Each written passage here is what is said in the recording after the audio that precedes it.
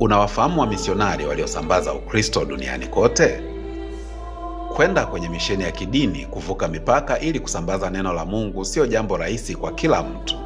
Lakini tangu siku za mwanzo za Ukristo, wamisionari wamesafiri hadi maeneo ya mbali kuhubiri Injili na kuwabadilisha watu kuwa waumini wa imani hii. Bila shaka hili halijakosa utata. Hata hivyo, kuna watu maalum waliobeba jukumu hili kwa namna ya kipekee katika historia ya wamisionari. Katika makala hii tunakuletea wamisionari 6 maarufu zaidi katika historia ambao urithi wao bado unaendelea hadi leo. Tafadhali baki nami mpaka mwisho. Vipi, unamkumbuka Sauli wa Tarso? Alikuja kujulikana zaidi kwa jina la Paulo, mtume wa Yesu. Paulo mtume au Mtakatifu Paulo ni mmoja wa wahubiri muhimu zaidi katika historia ya Ukristo. Alisafiri kote katika dola la Kirumi katika karne ya kwanza akieneza Injili, akianzisha jumuiya za Kikristo na kuandika sehemu ya Agano Jipya. Paulo aliandika jumla ya nyaraka 14 ili kuhakikisha neno la Mungu linasafiri mbali ulimwenguni. Nyaraka alizoandika Paulo ni pamoja na waraka kwa Warumi, waraka wa kwanza na wa pili kwa Wakorinto, waraka kwa Wagalatia, waraka kwa Waefeso, waraka kwa Wafilipi, waraka kwa Wakolosai, waraka wa kwanza na wa pili kwa Wathesalonike.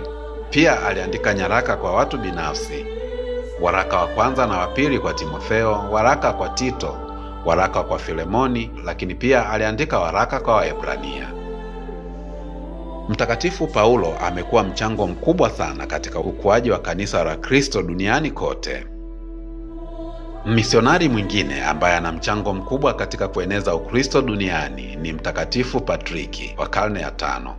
Mtakatifu Patrick aliishi Uingereza chini ya utawala wa Warumi alipotekwa nyara na wavamizi na kupelekwa Ireland. Akiwa kifungoni alizidi kumkaribia Mungu. Alitoroka na kurejea nyumbani, lakini baadaye akarudi Ireland kama misionari. Ana heshima kubwa kiasi kwamba sasa anatambulika kama mtakatifu mlinzi huko Ireland. Giovanni da Montecavigno. Montecavigno alikuwa misionari mkatoliki wa Kifransiskani kutoka Italia. Alizaliwa mwaka 1247. Alianzisha mojawapo ya misheni za awali kabisa za Kikatoliki za Kilatini nchini India na China.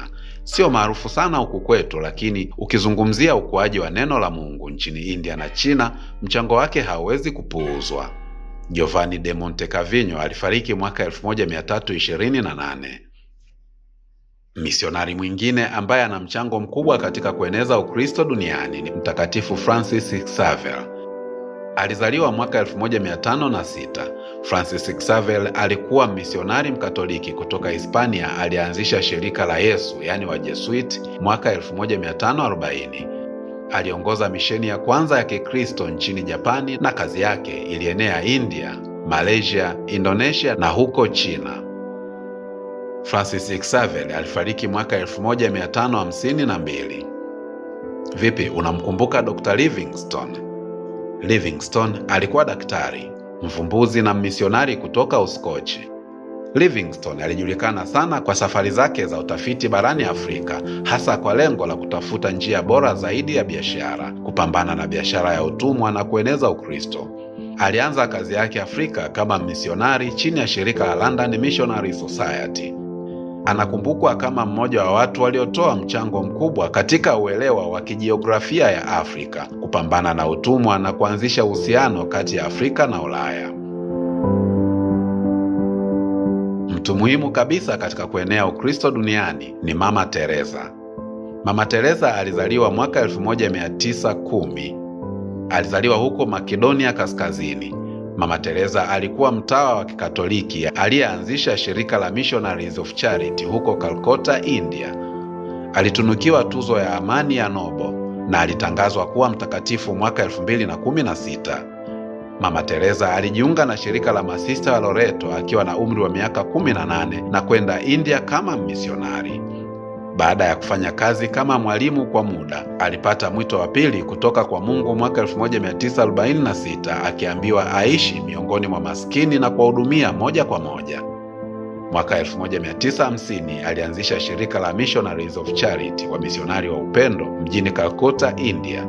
Lengo la shirika hilo lilikuwa kuwahudumia maskini zaidi kati ya maskini. Walitoa huduma kwa wahitaji, watoto yatima, wagonjwa wa ukoma na wengine waliokuwa wakihitaji msaada wa haraka.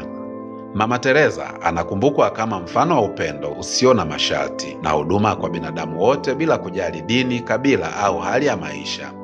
Mara zote anakumbukwa kwa msemo huu: sio wote tunaweza kufanya mambo makubwa, lakini tunaweza kufanya mambo madogo kwa upendo mkubwa. Basi ndugu zangu, kwa leo naomba niishie hapa, ikiwa ni matumaini yangu kuwa utaondoka na kitu fulani. Ikiwa unahitaji historia ya mtakatifu yeyote, tafadhali usisite kuuliza katika section ya comment, nasi bila shaka lolote tutakuletea hiyo ili tujifunze pamoja. Cha kufanya, subscribe YouTube channel yetu ili usipitwe na mambo haya.